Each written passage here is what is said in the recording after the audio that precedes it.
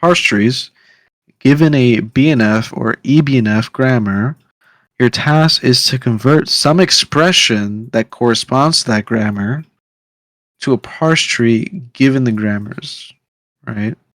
I know you heard a lot of grammar there, but that's just what it does, right? So let's say here, the starting terminal in this BNF grammar is real number, okay? Anytime you're writing BNF or eBNF grammars, the starting terminal needs to be at the top.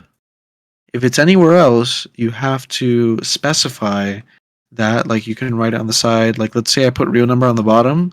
I don't want to automatically have the professor assume that integer part is the starting terminal. I need to go ahead and write real number is the starting terminal. Okay. So that's why real number is at the top. So I don't have to write that. And now here it's saying give a parse tree for the expression 32.98. Like I said before, a parse tree makes up an expression, and you can read that expression by reading the leaf nodes from left to right. Okay. So since we're starting with real number, and we're assuming that 32.98 is a part of this grammar, right? Then we need to go from real number all the way down to 32.98. So again, obviously we're going to be starting with real number. And the only thing real number can become is integer part, decimal, fraction part. Okay? So that's exactly what we do. We take real number and we split it into integer part, decimal, fraction part. Now integer part represents what's to the left of the decimal. And fraction part, let's say 0.23, 0.24, whatever, fraction part represents what's to the right of the decimal. Okay? And so, what you need to do now is you need to make this, we have the decimal, right, for this portion here. But now we need to make integer part turn into 32. And we need to make fraction part turn into 98. What I like to do is I like to do the left side of the tree first, right? So we have to think, okay, how can we make integer part turn into 32? If we're reading this from left to right, okay? So integer part has two options. It could be empty, right? Because you can have like 0.32, so there's nothing there. It could be empty, or you can have integer part and digit, where integer part is just a recursive call to integer part, and digit represents this non-terminal or production, which contains the numbers 0 to 9. So we don't want to get empty because we have to get 32. So we're going to call upon integer part, digit. And that's exactly what we do here. Or now we're at integer part, digit. Now, we have this digit here, and we have this integer part. And remember, we're reading the leaf nodes from left to right. If we're reading the leaf nodes from left to right, that means that this portion here must somehow equate to 3, and this portion here must equate to 2, because remember, we're reading it from left to right. And we need 32.98. Okay? That means that this digit, we need this to equate to 2, which we can immediately do because digit 2 is an option. So we can say that that's 2. But here for this integer part, we need 3. So let's go back to integer part. Again, we have two options, empty or digit with integer part. Right? Now, obviously we don't want empty because we have a 3 that we need to find. So we're going to go with integer part digit. And again, for this digit here, we're going to go with 2 because that's what we need. So here, we get 2 and integer part digit. Now here, this is where we can get the 3 from, because digit can just automatically equate to 3. So this we can say is the 3. And now once we have the 3, there's nothing else that we want. But we still have this integer part here. So let's go to the integer part and see what we can do. We see that what we can do is add the empty because we don't want anything else. So the digit, we can have it equate to 3, and integer part, we can have it equate to empty. And you can see the left to right reading start to take form. We're going leftmost, we have empty, so that doesn't do anything. We have 3, 2, that takes to 32, and then we have point. So now we have 32 point. But now we need fraction part to equate to 9, 8, which is right here. Okay. So let's take a look at fraction part. Fraction part says that we need a digit, right? We're not going to have any empty parts. We need at least one digit for a fraction part. Now, here 98 has 2 digits, so we're not going to go with this digit. We're going to go with this digit, this digit fraction part. So fraction part is going to split up into digit and fraction part. And remember, what's to the right of the decimal has to be a 9. And what's closest to that decimal is digit here. So we're seeing that this digit here, we want this to turn into a 9. And this fraction part here, we want this to turn into an 8. Now, digit here, we can automatically turn into a 9 because that's contained in that production. And fraction part, if we want that to turn into an 8 with nothing else, we don't want to go with this one because then we're going to force another digit. We want to go with this one because that's just a digit. So this is going to equate to 9, and this is going to equate to digit. So now we're looking at this, 9 and digit. Now digit, we want that to be 8, which 8 is in the production, so we could just put 8. And from there, we're done, right? If we read it from left to right, the leaf nodes, here's the leftmost, nothing, so we go 32.98. And that's it. So if it's not 32.98, if it's just 0.9, then we will only have the digit to the 9, and we don't have another fraction. You're saying if you wanted to get 0.9? Yeah. So if you wanted 0.9, what you can do is real number. Remember, that's the starting terminal. And that breaks up into 3 things. Integer part, the decimal, and the fraction part. I'll just write like that. And here we're trying to get 0.9. So integer part, we see for 0.9 there should be nothing to the left. And for integer part, we have an option to put empty. So here we can just say empty. And here for fraction, we want this to equate to 9. So let's go to fraction, and we see the easiest way to get to 9 is for fraction. Instead of choosing this one, because that'll force another digit, we're just going to hit this one. So this fraction part here is going to turn into digit. And then from there, this digit can just turn into 9. So then if we read the leaf nodes from left to right, we see we have empty dot 9. So that's how we get 0.9. Okay, that's just another example of an expression with this grammar. Okay. So any questions about what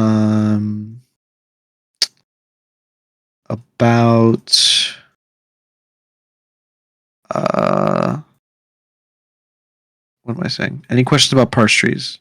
That's pretty much it for normal parse trees. That's all you have to do.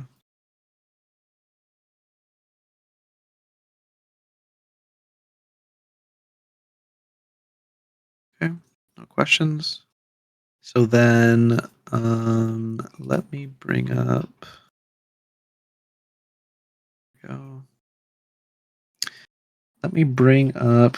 Now we're going to be talking about eBNF. So here, this was an example with BNF, right? BNF with parse trees. Now, if you're doing eBNF with parse trees, that makes it pretty hard. So if you're given like some eBNF grammar and the professor says convert it to or like make a parse tree, I think the easiest thing to do would just convert it from eBNF to BNF and then just make the parse tree. That'll probably be easier for you. But if it's easy for you to go from eBNF to parse tree, go ahead. But I'm just going to take this BNF and just show you how it looks like in eBNF. Right? So this is BNF, right? And this is eBNF. Where eBNF, remember, has the special reserved characters. It has brackets, it has braces, and it has groupings. So in this version of eBNF, we use what's it called? Oh wait, I made a mistake here. This should be. Hold on. Yeah, I made a mistake here. This should be. If we're going directly. Yeah, we need at least one. So sorry. This should be.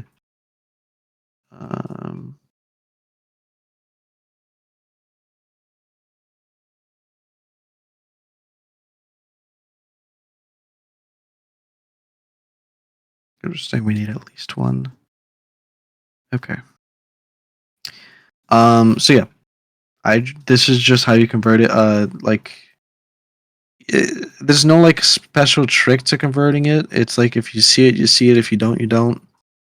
That's like the best advice I can really give. You can honestly just like think of like an expression or think of like what would be the output and try to reconstruct that in eBNF. So here, the output for this specific grammar is always going to be a decimal, right?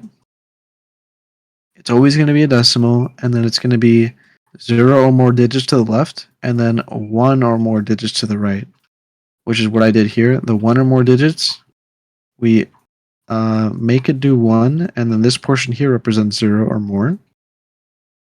And then here, for the decimal, we said 0 or more, which we actually don't need. I don't know why I did that. Let me delete that. Right, because the brackets already represent 0 or more. So I'm not sure. I did this when it was like 12 p.m. I'm sorry, it was like 12 a.m. on campus. But yeah, this would be eBNF of the above what we have here. Okay.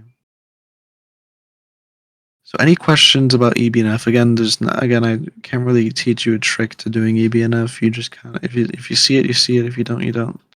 That's kind of how it is. Wait. But any questions about parse trees? Huh? Wait, Justin, I had a question about this one. Didn't it say that it can be either the integer part can be empty or the fraction part can be empty, but not both? That's for the other question. I just modeled this off of figure 2.6, but then for the other question it said change the grammar so that it can do that. Okay, I'm just talking right now. I'm just talking about like the base 2.6, which I think I edited a bit. But it's not like exact. But I know which one you're talking about. But this one I kind of made up on my own from memory. Oh, okay. Yeah. Okay. Any other question? Could you tell me why there's a digit part in front of the? Oh, so after the decimal point, there's a digit, and then there's the while digit or the loop digit. Why is there a digit in front of that one instead of and not one in front of the? Because in this grammar, you want it so that you can you want it so that you're able to do like 3.32, right? You also want to allow 0.32, but you don't want to allow 3 point because what is 3 point? That's nothing, right? Okay. That's not like an actual number. 3 point. You need if you're gonna have a point, you gotta have something there, right? So that's what I'm saying. That here you can have any number of numbers, including 0, but here you have to have at least one digit. Yeah, but then you can't create just like so it can only create a fraction. It can't create like a 3 or 2. Or Yeah, 4? so here you can only create a fraction. If you wanted to include it so that it could create integers, you can put an optional around this decimal, and it can make it so that it creates integers. You can do Okay. that too. Yeah. Okay.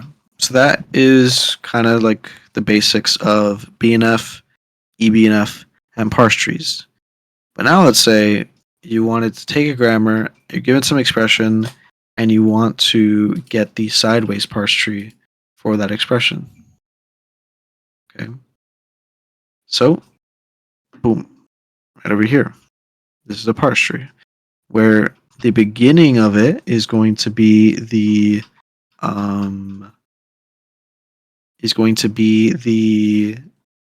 starting terminal, right?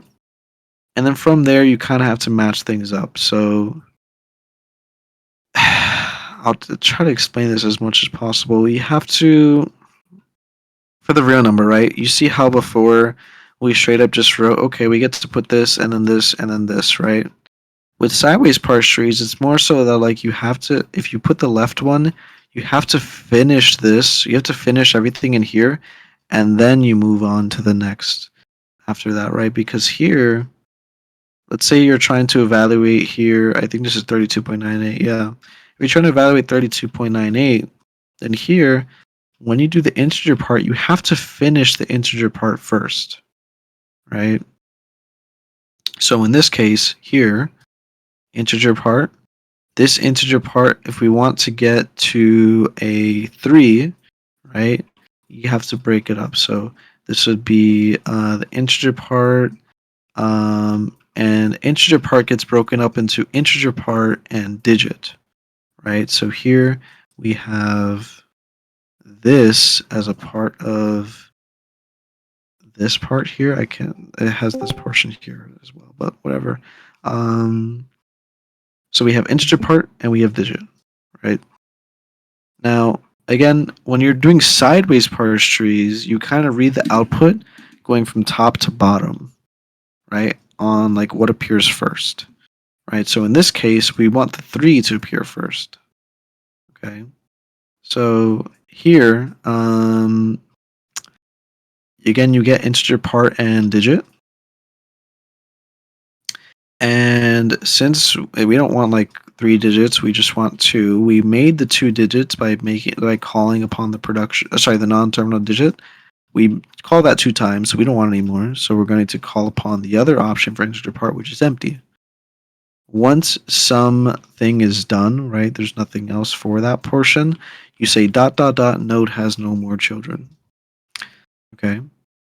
And then for the digit part, we just wanted 3. So we're going to call upon 3, and there's nothing else that happens, so we say ... node has no more children. Once this is done, it finishes that instance of this production. So nothing else needs to be done. So we say ... node has no more children. And again, we're lining it up like this. So like that. So you have to it's a good idea to bring a ruler or something, or just use your course reader, just to make sure that you have everything lined up properly. I believe he's anal about that. So we got the 3, and then we have another digit.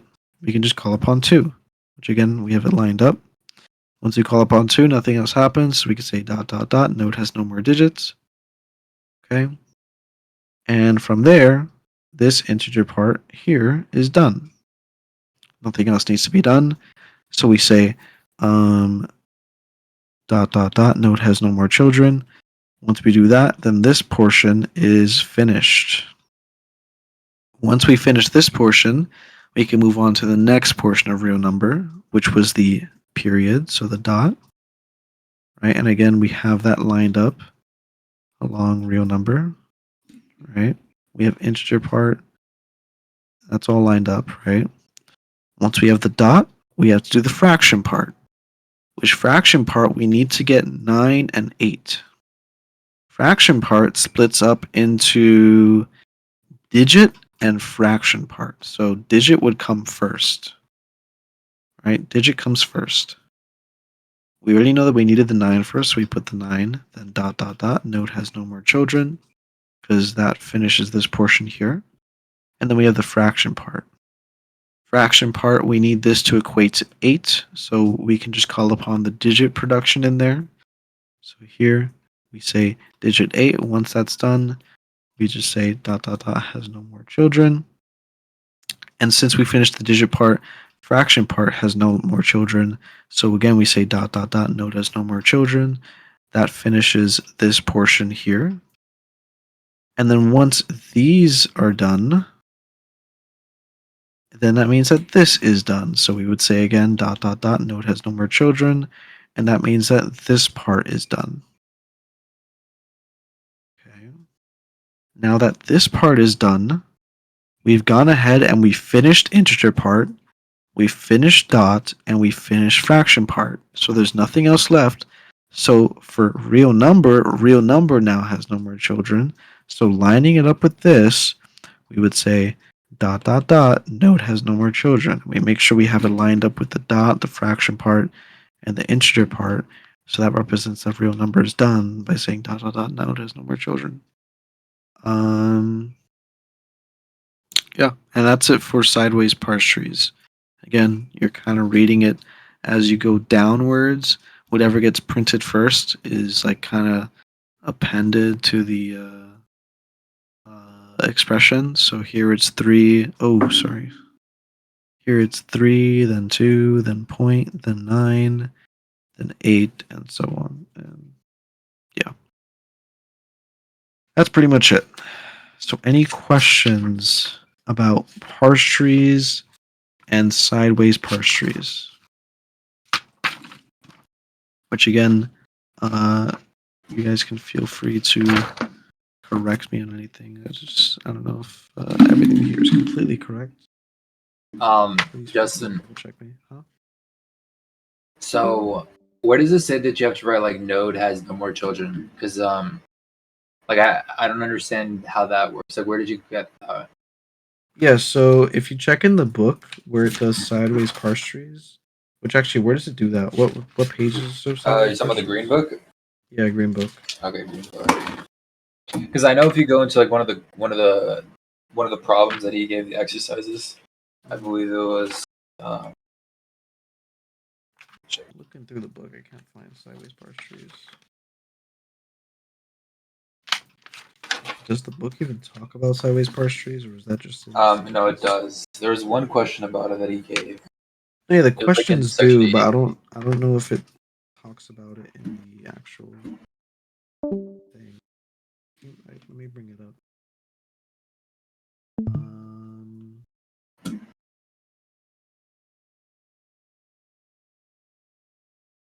Where's the exam 2 notes? Here we go. Wait, no, this isn't it.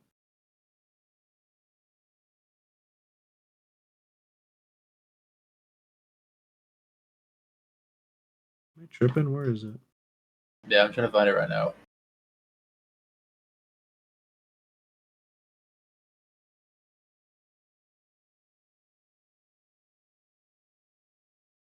Did he remove it? Oh no, it's on question 14, 2.14. Go to exam 2.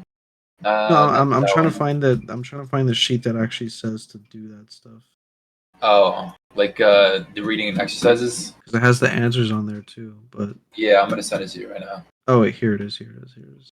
So 2.14. If we go there, right? So here's where it gets a bit tricky because 2.14 it says to Wait, what the heck? Just skip 2.14.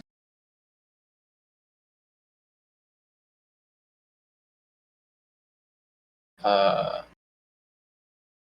think that one skips it. Here, I'm gonna send you.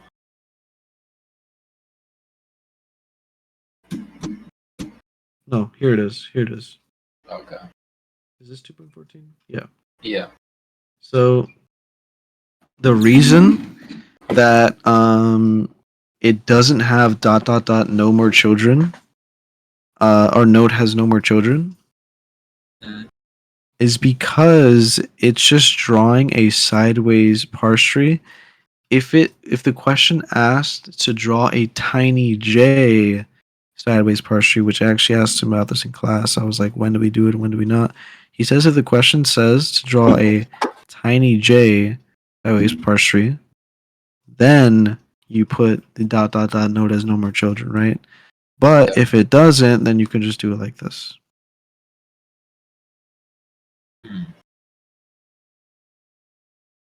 Okay, yeah, then I need practice with the other one, I guess.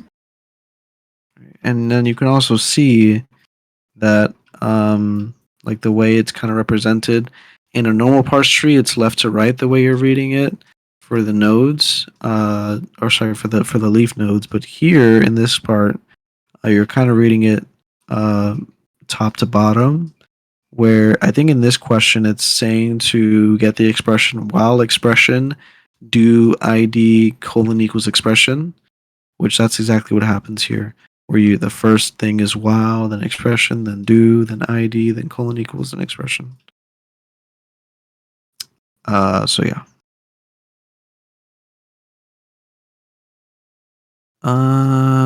Okay. So any other questions about parse trees or sideways parse trees? That's pretty much all you really need to know. If you want more practice with it, just go to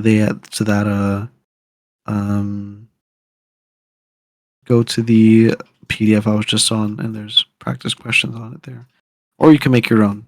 You can make your own grammar, and then just draw some parse trees and call it a day.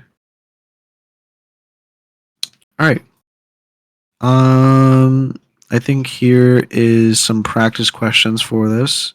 So this is actually from that sheet. This one says, okay, make a grammar that represents the strings of length 1 or more over the set of terminals blank tab new line. Remember, terminals is the same thing as tokens. So strings of length 1 or more over the set of tokens blank tab new line. All you need to do is you want this grammar to generate strings that contain blank tab new line, can't be empty, and they must be of length 1 or more, right?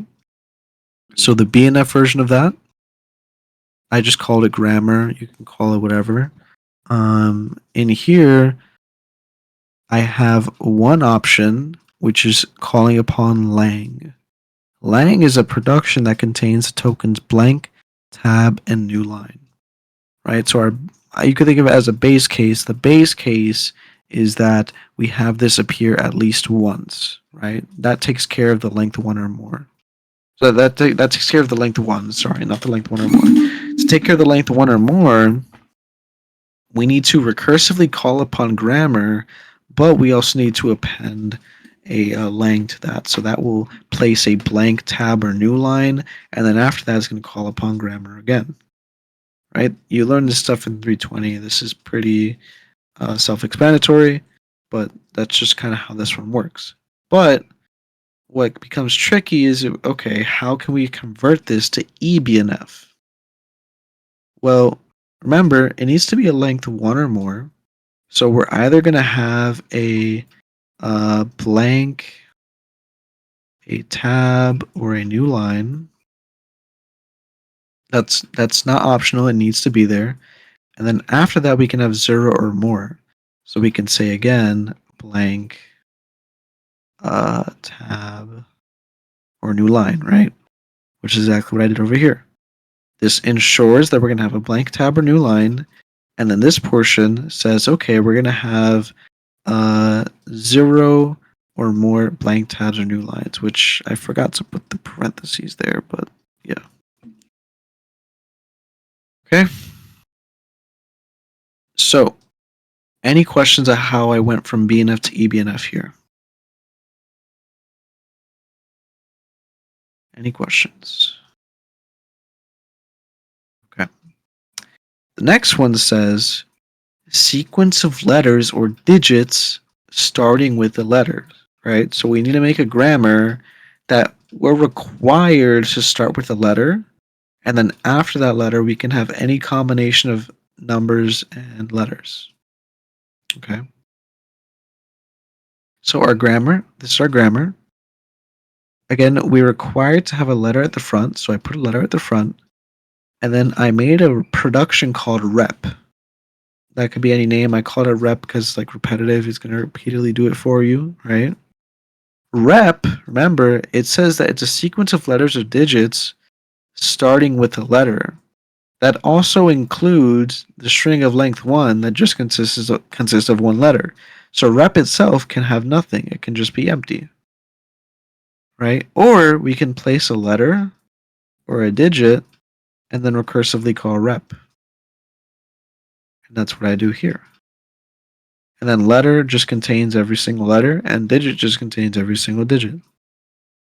And that's it for BNF.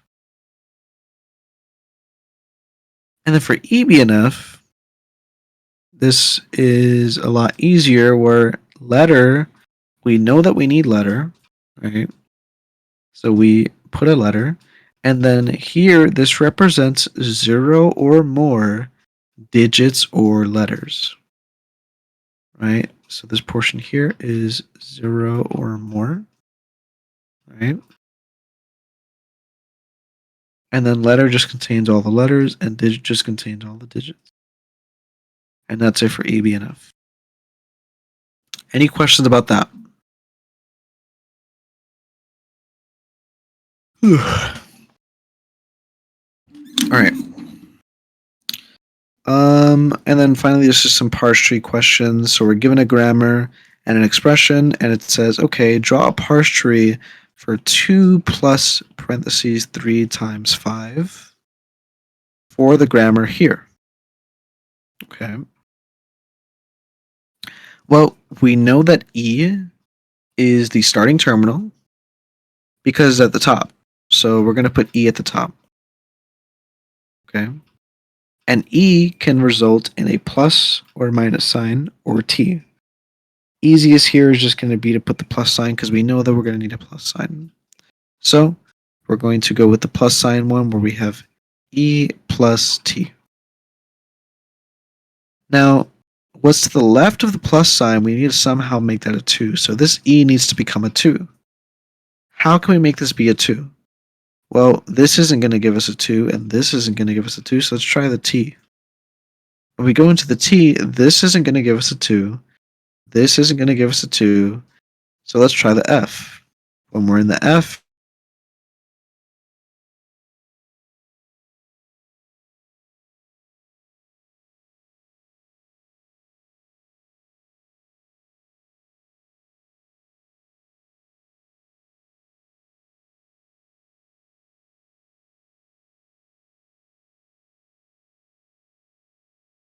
T, we need that to be parentheses 3 times 5. Well, let's take a look at T.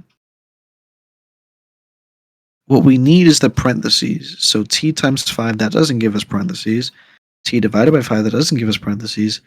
F, let's check out F. Ignore this Number, portion that doesn't give here. us parentheses. Name, that doesn't give us parentheses. But here, oh, we have parentheses. We have parentheses, E parentheses. That means that we can split that T into an F and split that F into parentheses E parentheses.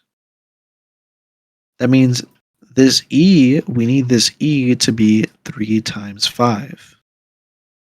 Well, in E, we just have E plus T and E minus T. There's not multiplication, so let's go to the T. And inside the T, we have T times 5, which is what we need. So from E, we're going to go to T, and from T, we're going to go to T times 5. Sorry, T times F.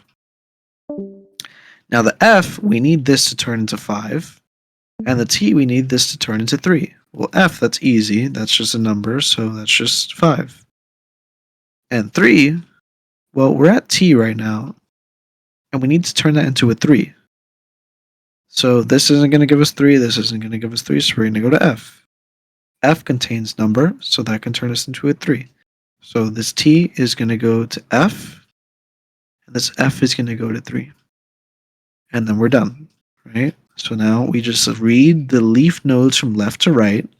We get 2 plus parentheses, right? We can't go to this E yet because we have some other stuff here. So 2 plus parentheses 3 times 5 e parentheses. Oh wait, no, I don't know why I read the e. Sorry, not the e, and then parentheses.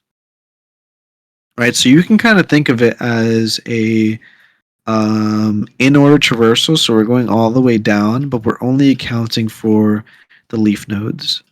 That's exactly what's happening. So we're going all the way to the left and then all the way to the right. And that's it. Okay. Any questions about this parse tree, given this grammar? Again, parse trees aren't too bad. Now, if you want to, we can try drawing this as a sideways parse tree, but I have a feeling that's going to take a while. So, let me think. I'll do this as a sideways parse tree, but I will not do it as a TinyJ sideways parse tree. I'll do it as a normal one. So we don't have to deal with like ... node as no children and all that stuff. So again, we're starting at E. Voice crack. We're starting at E. And E, we want to get to 2 plus 3 times 5. So we're going to turn it into E, but we need to evaluate E first. Right, so E, we would need that to turn into 2. So we're going to make this a T. And the T, we're going to make an F. And the F, we're going to make a number, which that number is going to be 2. Then we're done with this F, we're done with this T, and we're done with this E. So now we're back to this E, and we didn't finish, we had to put the plus. Wait, so this is TinyJ or This is just a normal sideways parse tree. This is not TinyJ's parse trees. okay. Again, if he asks in the exam to make a sideways parse tree, do it like the normal way. But if it says TinyJ sideways parse tree, or anything that involves TinyJ, you do it with the ... node as no more children and all that stuff. But either way, you have to align things and all that stuff. So, yeah. Okay. So we did the plus, and now the T has to be parentheses 3 times 5. Well, again, remember, to get to the parentheses, we go to F, and then we go here. So we go to the F, and we go here. So boom, E, and then now we have to do the E before doing the right parentheses. So the E needs to be 3 times 5. Well, again, this is plus, this is minus, so we're going to go to the T. And the T, we have the multiplication T times 5, so we have to evaluate that T first. And the T needs to be a 3. So let's go to F. And from F, we can choose a number. So let's go number. And that number needs to be a 3. So we're going to choose 3. Right, so now we have finished this F. We have finished this T. And we have finished this. Wait, hold on. Did I mess up here? Oh, no. Okay. We finished this, but now this T. Oh, sorry. We have finished this T, but now this E here, we need to get the multiplication. So the multiplication, that would go right there. And then we need an F. So that would be F right here. And that would be number right here. And that would be 5. Right? And then finally, wait, hold on. Oh, wait, I need to back up one. This is why I don't like the node has no more children thing. Okay. Wait, no. Yeah, I'm stupid. Okay, so that is the 3 times 5. But then now we need to put the parentheses. That would go right under the E, so like right here. and that would be it. So this would be the sideways parse tree of this parse tree. So this is a parse tree, and this is the sideways parse tree. Okay. This is the non-TinyJ sideways parse tree. This is just the normal sideways parse tree. Okay. Any questions about this? Okay. This is just some more parse tree stuff. Again, this is on the PDF for the assigned reading. This is just going over this grammar. It's just saying to draw a parse tree expression. Parse tree of this expression here. So if expression, then else. So I'll just walk this really quickly so we can keep going. Again, the root is S. So S here. This is where it gets a bit weird. You can have a bunch of different parse trees, which means that this is syntactically ambiguous, which we'll get to in a bit. But here this S can turn into if expression, then S, right? That handles this portion here. That means that this would be S, meaning that S needs to be if expression, then S, else S, which we have that, right? So if expression, then S, else S. So this is a parse tree for this expression here.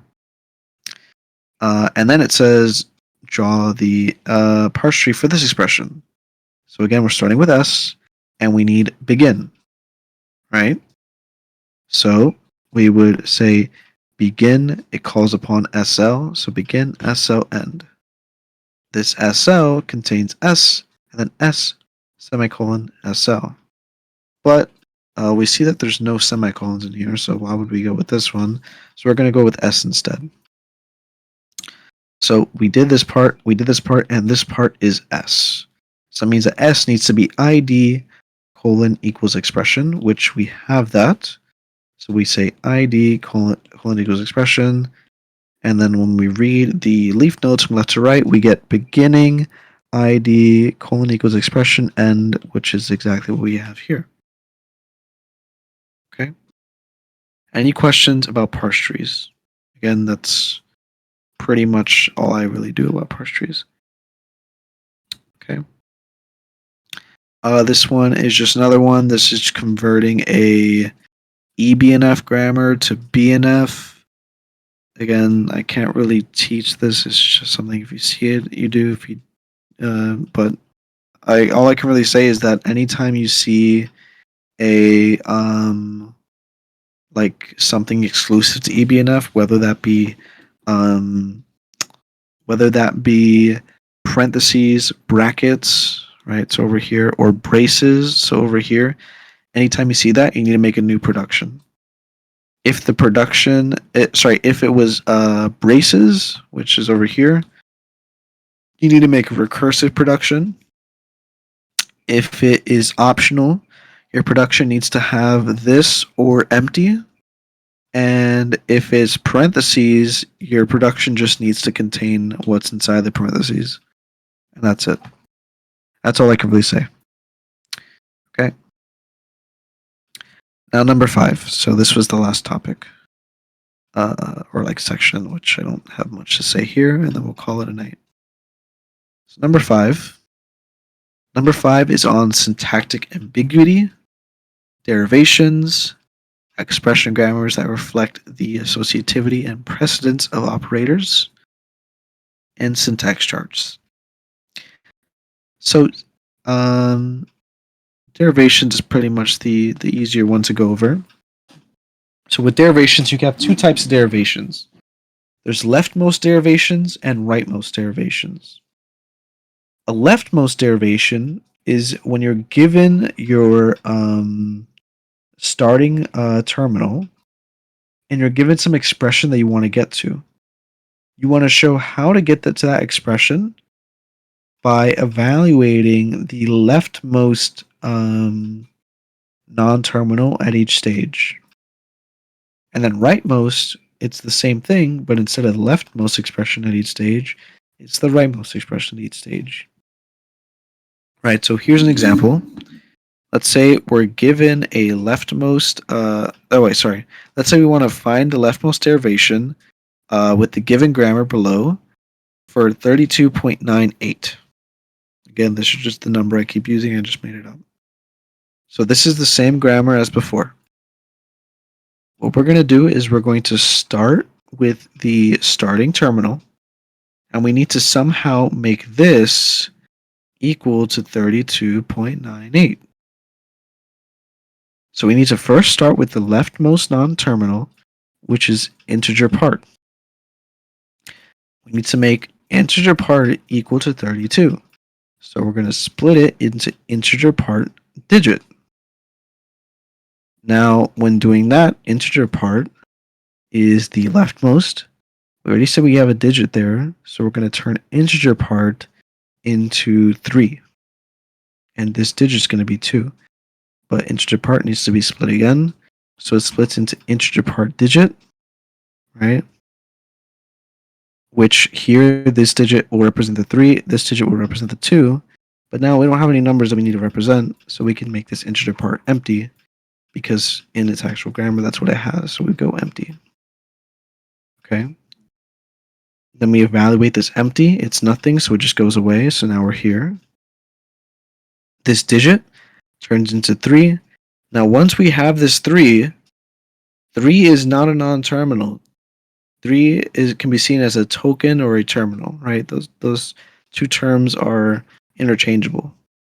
So once this one's done, we're going to move over 1 until we find the next leftmost non-terminal. That would be this one. This digit, we're going to turn into 2. So now we're looking at 32 point, right? So digit is 2 is no longer a non-terminal, so we're going to move over 1. Point or decimal, whatever you want to call it, is not a non-terminal, so we're going to move over 1 again, and now we're on fraction part. Fraction part needs to turn into 9/8, right? So we're going to split it into digit fraction, right? So now we're left with this, and the leftmost non-terminal now is digit, and we want that to be 9, so that's going to turn into 32.9. 9 is no longer a non-terminal, so we're going to move over 1 to fraction part. And fraction part, we want this to be 8. So we're not going to go with digit fraction part, we're going to go with digit. That becomes this. Now we're at 32.9 with the digit. Digit, we want this to be 8, so we're going to evaluate it to 8. Now we have 32.98, and there's nothing else to the right, so there's nothing else that's leftmost. So you're done, and that's it. So this is the leftmost derivation of 32.98. This entire thing. Okay? So any questions about this? Again, this 32.98, this leftmost derivation, is not exclusive. Like let's say it asks for a leftmost derivation of 32.98. Your answer is going to depend on what grammar you've been given. Like let's say it gave me some really long grammar, I'm going to have a much different answer than what's here, right? So again, it depends on the grammar that has been provided to you. Okay. And then rightmost derivations, that's the same thing, but you are doing the rightmost first. So here we do fraction part first, which we know needs to be 9/8. That gets split into digit fraction part, which now fraction part here is the rightmost. We turn that into digit. This turns into 8. Then this digit here turns into 9. And then here, the rightmost here is now integer part. So now we evaluate that. That becomes integer part digit. This digit is now the rightmost. So that turns into 2. So now integer part is now the rightmost. Integer part digit, that's what it turns into. So now digit is the rightmost. So now we have 3. And this integer part is the rightmost. That turns into empty. And the empty turns into nothing. So now we're left with 32.98. Okay. So again, leftmost, you're going from left to right. Rightmost, you're going from right to left. And that's it. Okay. And that's it for derivations. Any questions about that?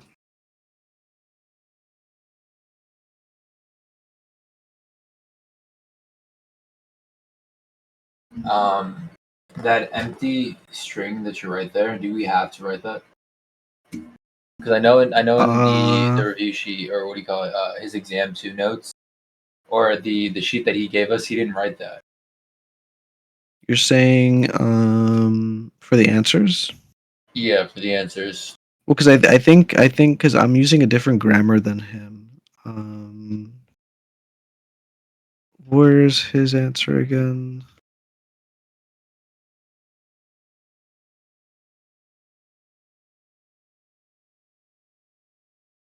Am I tripping? Where is it? Oh yeah, right here. Right. So I think his is different. Where if you look at figure 2.6, I don't think it has an. Let me check real quick. Hold on. I forget what page it's on. No, figure 2.6 isn't the one. Is it?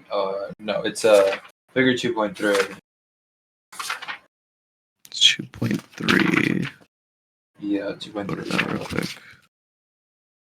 Yeah, so you see. Oh yeah, so figure 2.3. You see how it's different, where they don't have an empty. Their figure 2.3. They're saying okay, the left and the right of the decimal point needs to be non-empty. So that's why they have a digit there instead.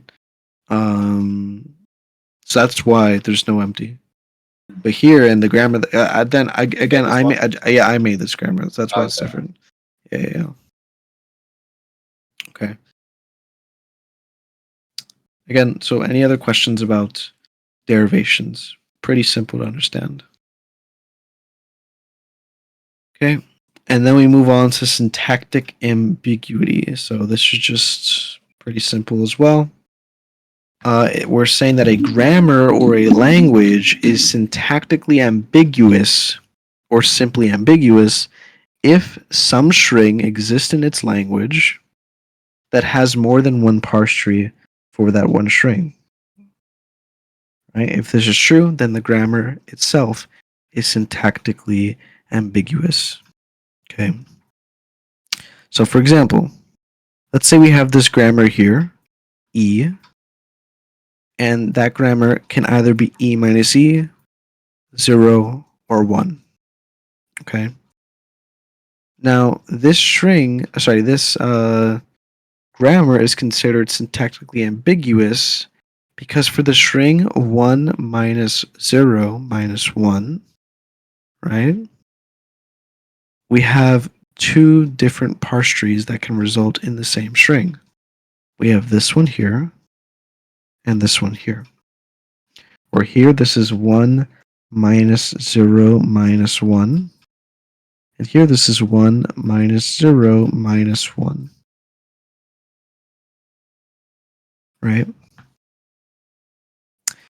And that's pretty much it for syntactic ambiguity, where if you have a sum string that can result in more than one parse trees, then the entire grammar is syntactically ambiguous, which I think I go over another example here, where you can get a question like this, where you're given a grammar, and it says, prove that this grammar is syntactically ambiguous, meaning that you have to kind of conjure some string that'll make it so that this grammar, or that'll prove that this grammar is syntactically ambiguous, right?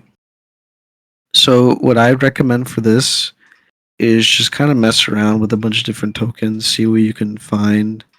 Because if it's saying prove that it's syntactically ambiguous, meaning that that means that it's most like that it already is syntactically like it is. You just need to prove it, right? So you need to the string exists. You just need to find it, and that's the hard part. And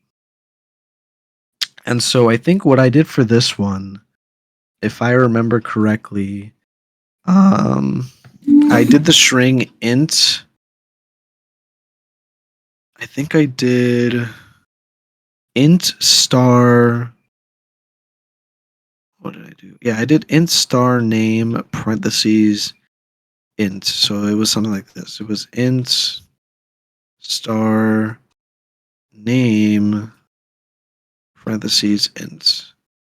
I found that this one, which you can have a different answer, I found that this one has more than one parse string, right? Which you can see it over here. int star name int, right? Because for the first parse tree, again, you're starting with declaration, right? And that separates into type and declarator. Type gives you int, so this is this portion here. And declarator, this can give you star and declarator, right? So that handles this part. And we're seeing the declarator needs to be equal to name int. Well, declarator can be separated into declarator parentheses type parentheses. This declarator can become int, and this type can become, this declarator become name, this type can become int. Right? And we read it from left to right, we get int star name parentheses int parentheses. But this is not the only parse tree. If we go to the right here, we see that we have another one, right? Where we have declaration, type, int, right? But then for the declarator here, if we automatically just go to the type portion, where declarator becomes declarator with type with parentheses type parentheses, we can make this declarator part equal to the star name, right? And this portion equal to parentheses int parentheses. So from here, we get int star name parentheses int parentheses. So then from there, we found a string that has more than one parse string. No, sorry, not parse string, parse tree. So, yep, it says more than one parse tree exists for the string int star name parentheses int parentheses. So this grammar is syntactically ambiguous, right? So, again, I didn't do like a specific trick for this. I just kind of looked at it for a bit. That's like all the advice I can really give you for this type of question. So, yeah. That's syntactic ambiguity. So any questions about syntactic ambiguity? I think I don't have any other pages on this. So any questions on this?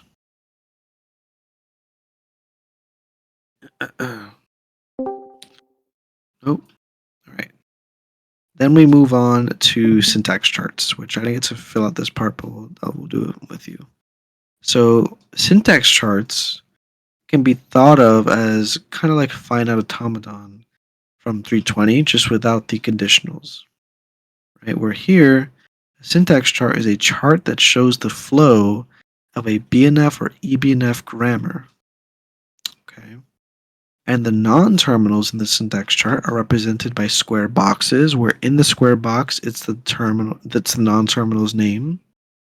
And then terminals or tokens are represented by ovals, where inside that oval, that's the token's name. Okay. So here, all you want to do is connect the squares and ovals and break off paths to represent a choice, right? And you must make a syntax chart for each non-terminal in the chart in the grammar, right? So let's do a quick example. This one doesn't represent choices, but it gives you like a feel of what you have to do. So I'm just going to grab this one right here.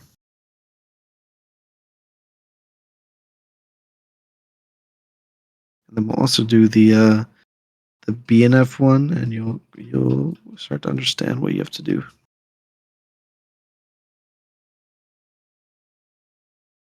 Okay. So for this BNF, the syntax chart is, again, it's called real numbers. So we're going to write up here, real number. And we're going to draw a line going from one side of the page to the other. Okay, and like an arrow. And then we see that for real number, we don't really have a choice. We only have three things. We only have one thing we can do. Just integer part dot fraction part. Okay. So that's just going to be one choice. That's just going to be integer part, but we see that that is a non-terminal, so that's going to be a square. We put integer part. Then we have the dot, so that's some circle. And then we have the fraction part.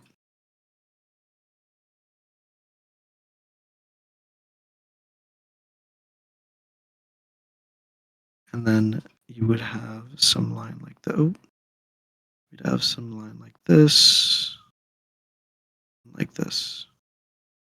Right? So this would be the syntax chart for real number. But then we have to also do it for integer part and for fraction part. So for integer part,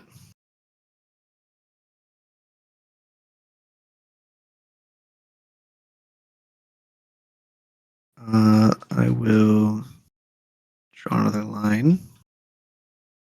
For integer part, we see we have two choices. We can either be empty, right? So nothing happens, or we can call upon digit and then recall integer part, right? And so we see that the integer part portion, actually the empty portion, if anything, empty portion could be just like this. We have empty.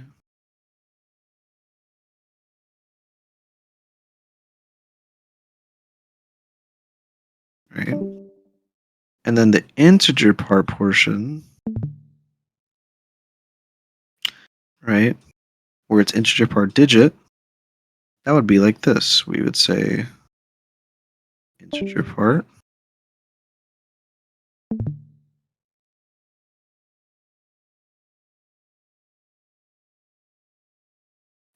Wait, well, what was the Digit. difference? Use rectangle and circle?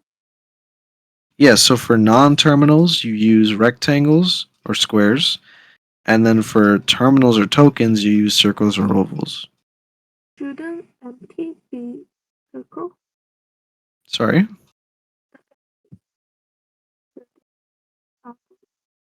Circle? I can't hear you. Your mic is like She muffled. said, should empty be a circle?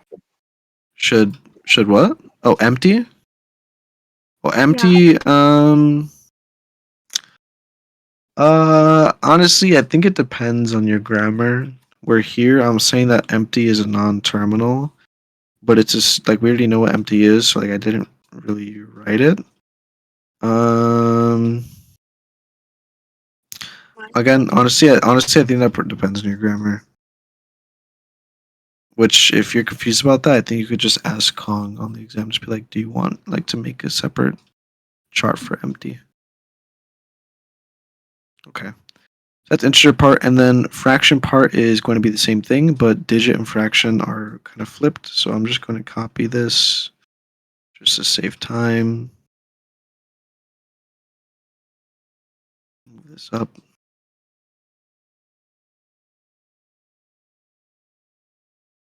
So fraction.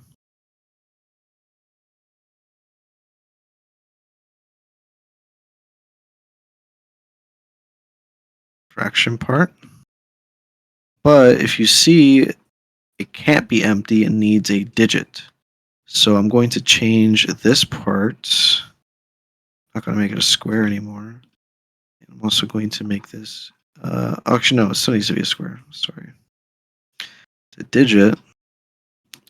So digit. And then here we had digit and fraction part.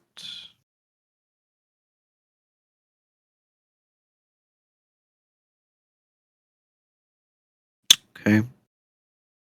And then finally for digit, you can imagine what digit's going to be. It's just going to be one long line. Oh. It's going to be one long line with 10 like a breakdown. So this would be for 0, then 1, then 2, then 3, all the way down, and then it would connect, right? So I don't have to draw that, and I don't have the room for that, but you know what I mean. Like the 0 is going to be here, and the 1, and the 2, and they're all connecting, and blah, blah, blah, blah. that would be digit, right? And once you finish all that, this would be the syntax chart for a real number. Okay. Now it seems relatively easy for BNF, but once you get to eBNF, that's where it gets a bit weird because you have to deal with like loops and stuff. So I'm going to grab this, and you will see how it kind of gets weird. So this is the eBNF version.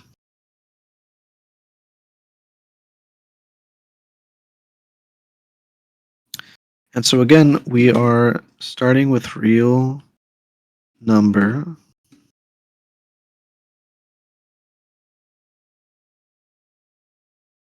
Okay. And real number, we see that we have a loop. Okay. So how can I...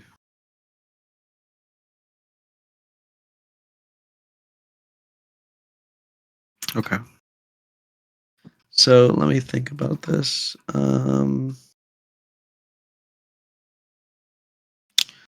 Because we want this to... I'm trying to remember how I did loops. Let me bring it up again. I think I did it here.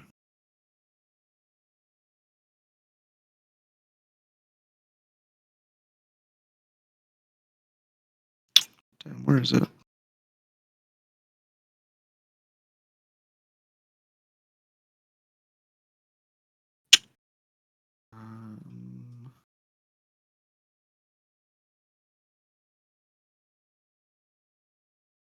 Is it just not here? Okay, I'll just bring up his answer.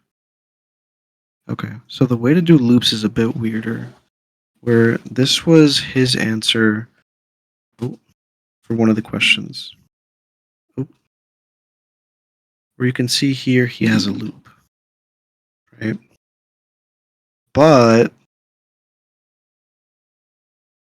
it becomes a bit tedious because you need to make sure that you're like writing it correctly. Where let's say you have digits, so you can have like digit over here, over here, and then you would have to make sure you put your arrows correctly. So like that, make sure it's pointing that way. And then remember, a branch off represents a choice. So this is not saying that you're always going to go to digit. You're saying, okay, this is a choice to go to digit. So we have that digit, and then we go to a dot. So dot. Then we go to another digit, which I will show the arrows for that. We go to another digit. And then finally, we see again, we have another loop. So for this loop, what I'm going to do is I'm going to just connect it this way. But I'm going to, let me think. Yeah, I'm just going to do it this way where you can have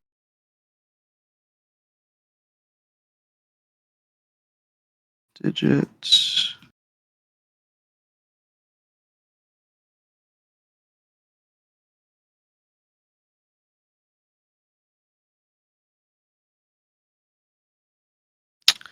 Like that, right? And this would represent this portion up here. And then again, for digit, that's going to be the same thing over here, where you have this bunch of all that stuff. But I believe this would work for real number because you can go down here, right? You have a choice. You can either keep going or go down here. Right, let's say you don't keep going, you're going to hit this dot, right? Once you hit the dot, you're going to hit a digit that you have to hit. And here, you can either keep going or go to this digit, right? And then once you go to this, oh, sorry.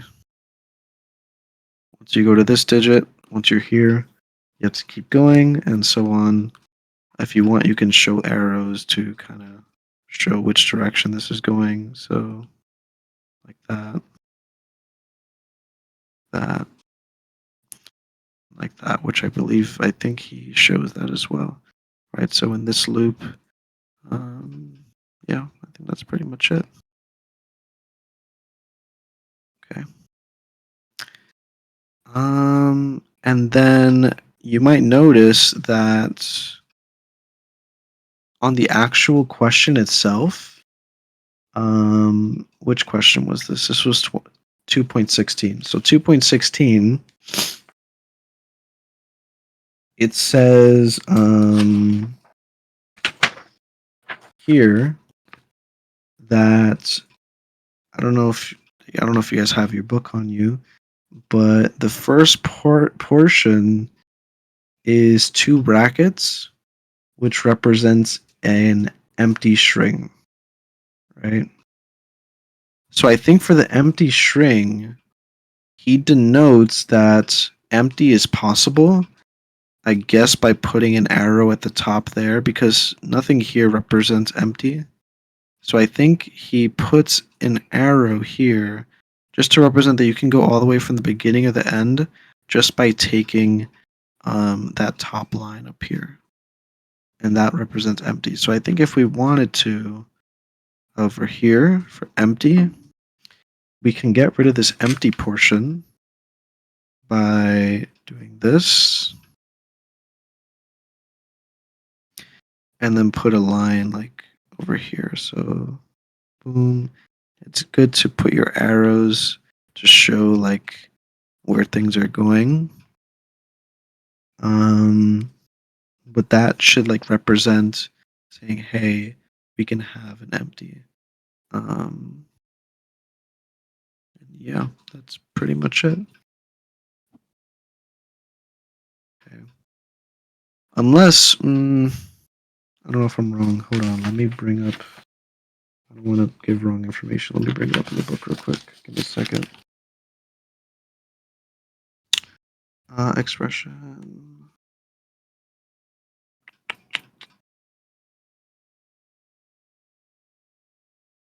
Okay, no, I am wrong. I am fucking stupid. Okay, no. Don't listen to what I just said. This is the main route up here, so if you don't have a choice, you can just put these on the main route. So, sorry about that. So you can just view this portion here as the beginning and this is the end, right? So if you don't have any choices, you can just keep these on the main line. But if you were to have a choice and you want to skip over these, that's when you would make a new choice and then go like that way and do like these while avoiding those. And that's why he put that line at the top to represent the empty. So for this example here, this would be correct, right? Because we can have empty, or we can go down here and do here, right? So this is correct, that's good. And then here, we can't have an empty, right? So what I'm going to do, I'm going to replace the digit by just doing this. So have digit as the main one. So we can have digit, or we can have digit to fraction part. So I will write it like that, which I hope that should make a bit more sense to everyone, because that's a better way to see it. And then that would change over here as well, because we can't have empty, right? So what we can do is, let me see how we should change this. We know we're supposed to have a dot or a digit. So I'm going to move this portion here and bring this up here. And then we know that we're supposed to have this portion here. So I'm going to bring it up over here, which let me fix the line. Right, so this portion is digit, right? And then we can have this portion, right? Because this is just a loop, doesn't represent a choice. So I'm going to put this over here. Boom. And then we can also do the same over here. So, right, because we don't have any choices here, we just have loops. So, boom. Right, and that does that for us. I can put the stuff, and there we go. So that would be the syntax chart for this eBNF grammar over here. And then over here, this would be the syntax chart for the BNF. So you can see that when you're doing syntax chart for BNF and eBNF, that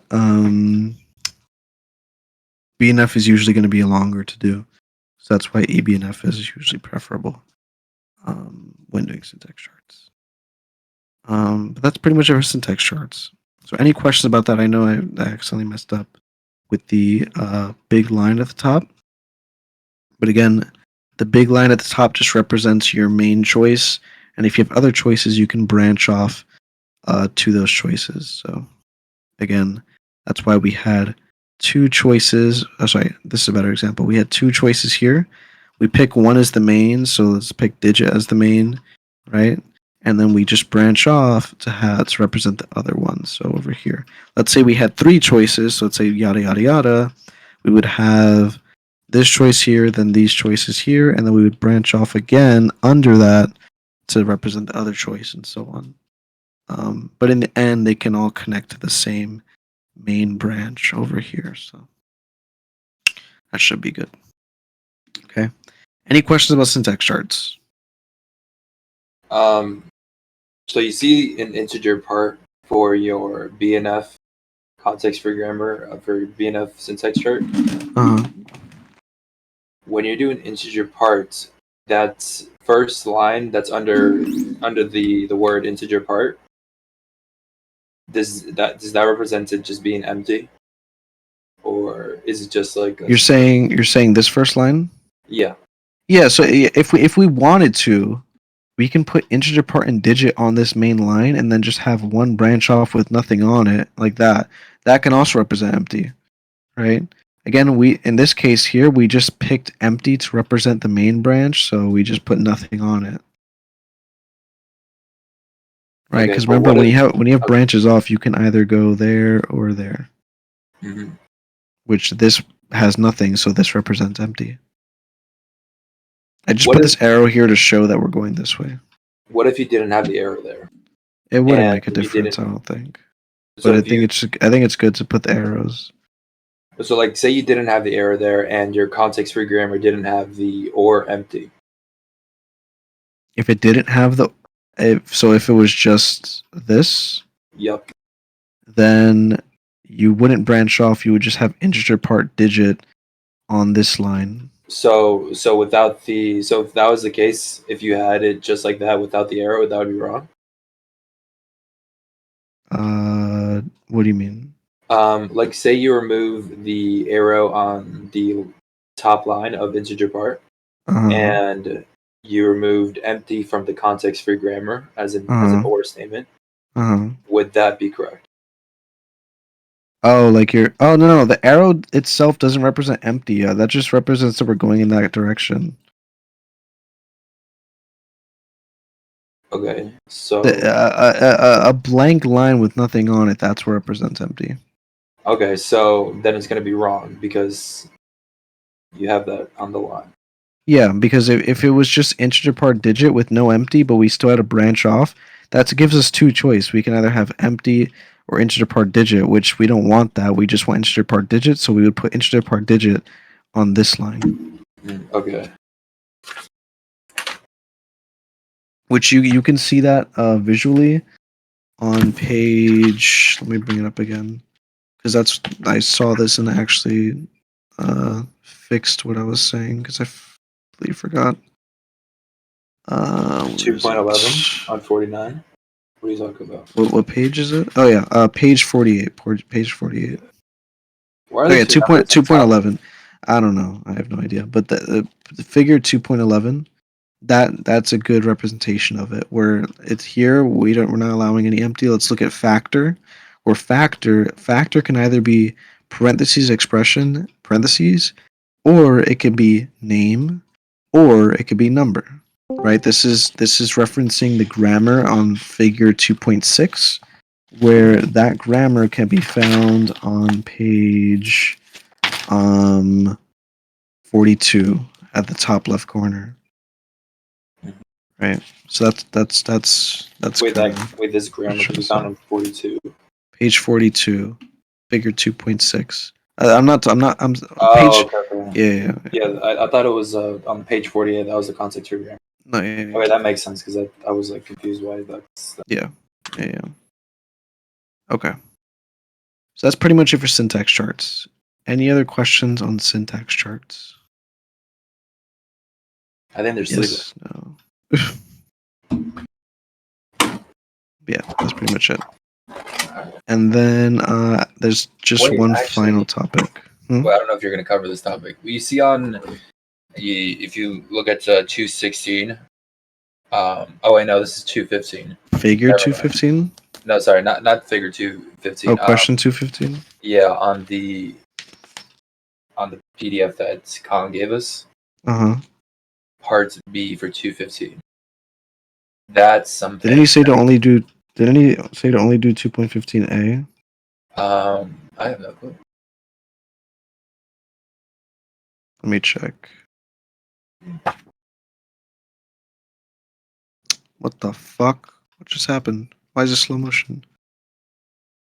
Okay, 2.15. So 2.15. Where am I? Yeah, he just said, he says 2.15b as well. 2.15b, the constructs. Did you go over 2.15b? What is? We what is that? we did 2.15a. I even look at 2.15b. This one says the constructs left bracket number right bracket and left parentheses type right parentheses can be thought of as being postfix operators with a declarator as an operand. Suppose that star has lower precedence than these operators. Write an unambiguous grammar that generates the same strings as this grammar. Makes it easy to identify the components of a declarator. What the fuck? Yeah, I didn't even look at that one. That seems pretty hard. But I'm pretty sure his solution is here.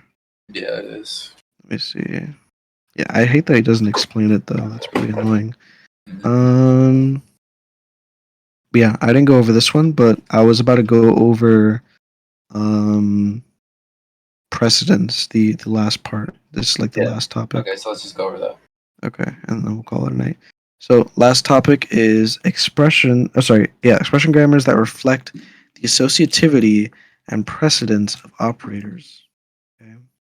So I remember I wrote this on prep page. So actually, it wasn't prep page. I think it was on homework. Yeah, it was on homework. So I could bring it up. Okay. Is this it? Here. Okay. So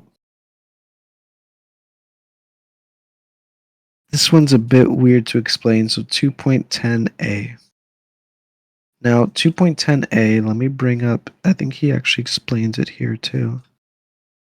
Which again, you won't know what 2.10a is if you don't have the book, which you should have the book by now. But let me bring up 2.10a. And here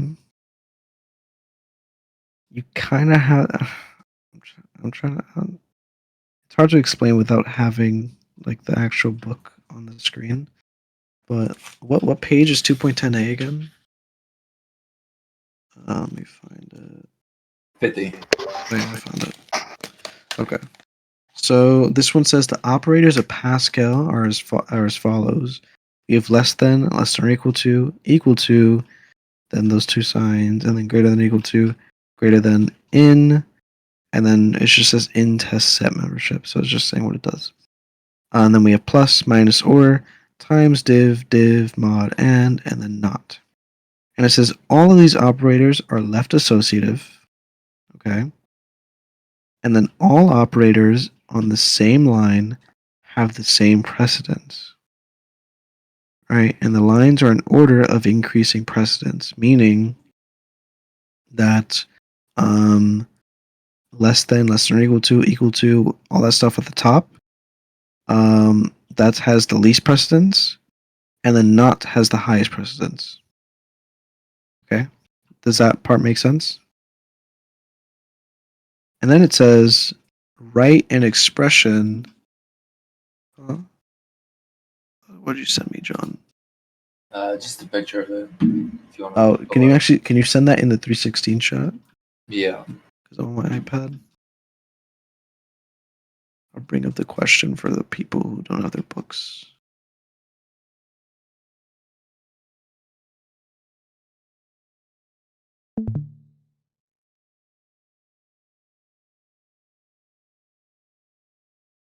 Okay. So let me just save this and turn it around.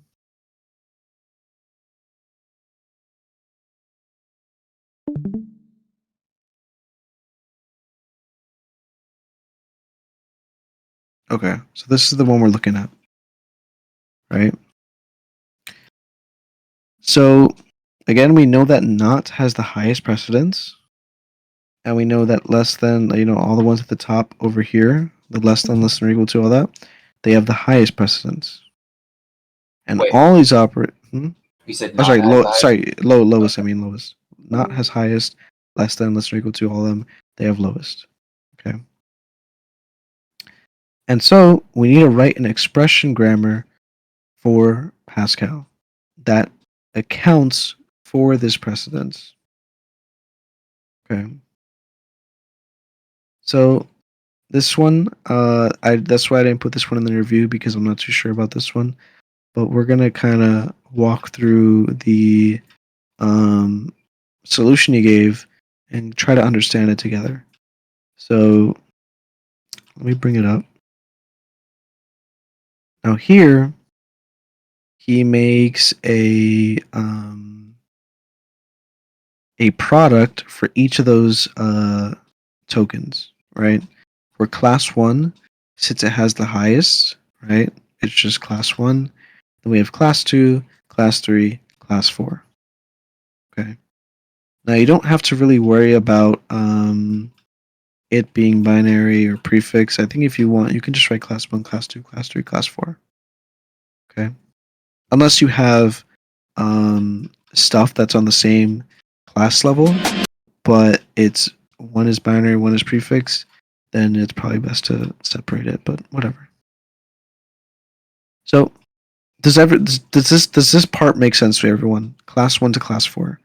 Where class 1 is the highest and class 4 is the lowest. All we're doing is storing the tokens. Okay. Now again, what he does here is that he doesn't make the starting terminal. He doesn't put that at the top. He just says this is the starting terminal instead of putting it at the top, which I really don't like that he does that, but whatever. So here, again, this is where it gets really fucking weird. Let me bring up the question again.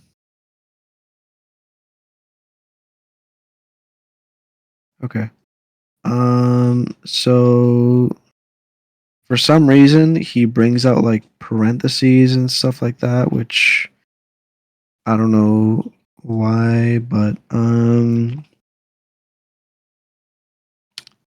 the best way I can explain this is, since expression 4 or class 4 is of the lowest precedence, they're the ones that are going to be evaluated first. Whereas the highest precedence, it's going to like the highest precedence, those are the ones that are going to be like met at first, but its actual operators need to be evaluated first. So the ones that are at the lowest, those are going to be evaluated first, right? And that's why we have it that expression 4 is the starting terminal, right? So actually, wait, hold on. Does that make sense to say? Expression 4. Yeah, okay, because you get the parentheses. Okay, oh yeah. So we have expression 4, And expression 4 is tied to class 4, right? So again, when you're answering these questions, just think of lowest terminal is the ones that are being executed first or at the starting terminal. You can think of it that way. And then expression 3 is going to be the next level all the way up to the final level. Okay. So expression 4 is either just going to be truncating down to expression 3, or it's going to be expression 4, class 4 binary op, expression 3. Now, here where it's saying expression 4, class 4 binary op, expression 3, I looked at the other solution he gave for one of the other questions that had to do with right associativity and left associativity. Now, this is just something you kind of have to remember because I don't really understand this. But if it's left associative, then expression 4 repeats on the left. And then what truncates down expression 3, that's going to be on the right. If it's right associative, then expression 3 would have been on the left, and expression 4 would have been on the right. Right? Again, I'll repeat it. Since class 4 binary operators, since they are left associative, expression 4 is on the left because it's in expression 4. But if it was right associative, then expression 4 would have been on the right, and expression 3 would have been on the left. Okay. Same thing for class 3 and class 2. Class 3 is left associative, so expression 3 is on the left, and expression 2 is on the right. And for class 2, expression 2 is on the left, expression 1 is on the right, because it's also left associative. Okay, and for each of these, you can either have that or just truncate all the way down. Right? So expression 4 can either just be expression 3 can be expression 2 can be expression 1 can be expression 0. Okay. And then for expression 1,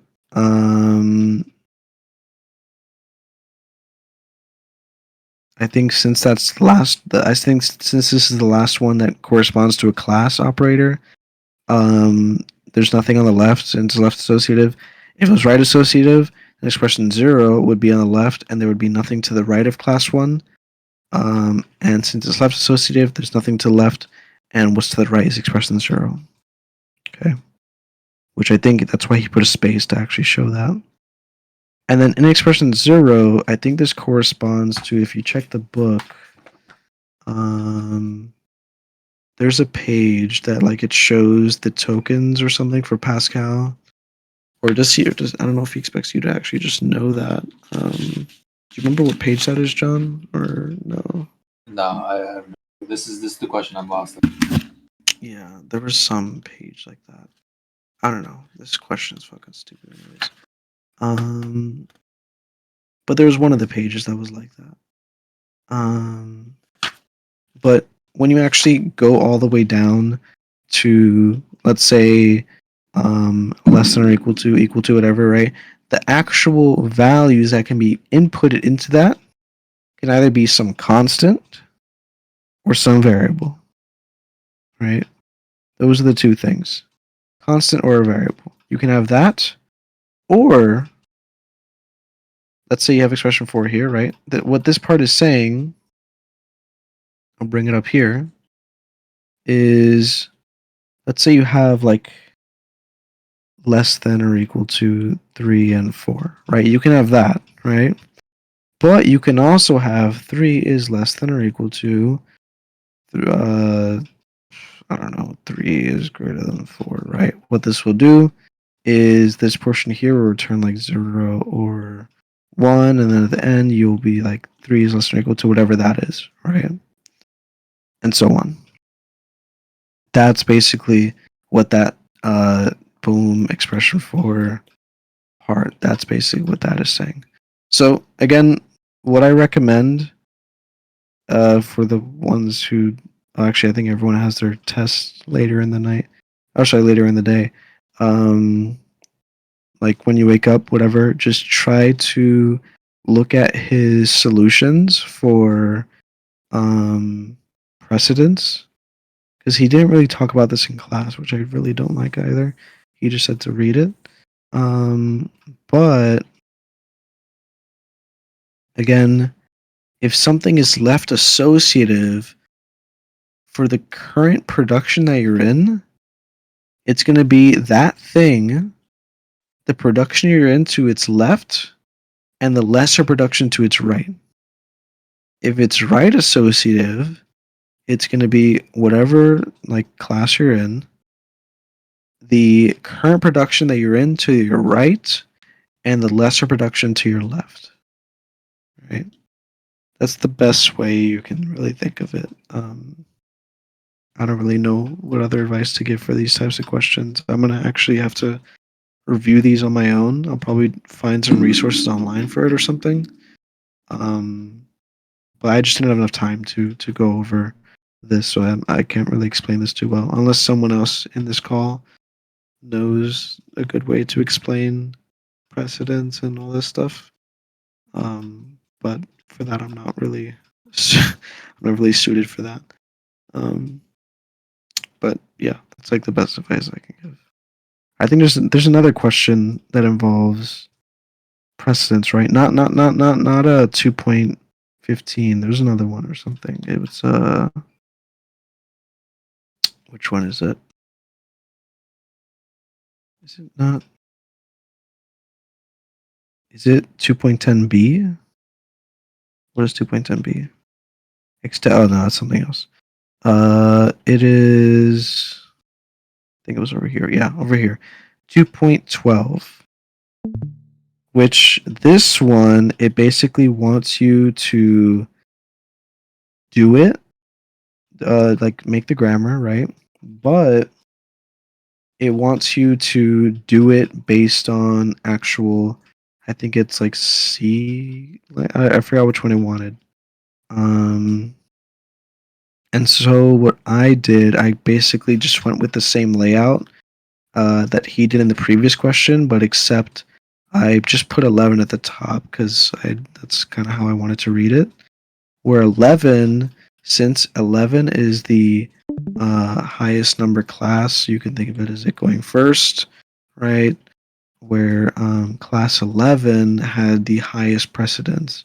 That was the same case over here where, I think it was not had the highest precedence, so that's why over here I think it was class. Class 1. I keep missing. I'm so tired. Class 4 had the lowest precedence, so here class 11 has the lowest precedence. So times divided by mod, which if you actually bring up the chart for that corresponds to this question, times divided by and mod had the lowest, and the highest was equals. Okay. And then for each of these, I think bring up 2.12. It specified the left associativity and right associativity. Yeah, on figure 2.9. So let me bring it up really quickly. And this might actually help you guys understand it a bit more. 2.9. Yeah, over here. So 2.9, it gives everything. Where it says operator equals has the lowest precedence, which is why it's class 1. And multiplicative operators, times, divide, and mod have the highest precedence. Okay. Which, wait. Hold on. Yeah. Wait. I'm like brain farting right now. I'm so tired. I think I might have numbered it wrong. Am I tripping? Class 1. Not had the highest, right, John? For 2.10, yeah. This is 2.10, not at the Yeah, highest. 2.10 had not had the highest, so it was class 1. But then here, I think I was just stupid. Here it says equals is the lowest, but then I put that as class 1. So I think it should be the other way around, where this should be class 1, right? Times divided by mod. And then equal to needs to be class 11, right? And then it says all operators in the same way have the same presence and associativity. And this is the assignment operator is right associative. All the other operators are left associative. So the only difference was with assignment, which is equals, it's right associative, meaning for its class, whatever expression it was, so let's say this is a class 1, whatever expression it ended up in, that expression, let's say expression X, that's going to be on the right side. So class 1, expression X, and then the lower would be on the left, so expression X minus 1, right? So this is right associative, and then left associative is class 1, expression X, expression X minus 1, right? So again, that's a pretty decent way to remember this. But again, remember, you're going to have your notebook, or sorry, your course reader on the exam, which I think there's a section in the book that talks about this. But again, I'm so tired right now, and I just didn't have a chance to read over it. So I'm going to read over it in the morning, and I'll send any corrections I might find in the morning. But yeah, I think is this incorrect? Let me check. 2.12. Unless he just changed around. Yeah, class 1 prefix op is not. Wait, what the fuck?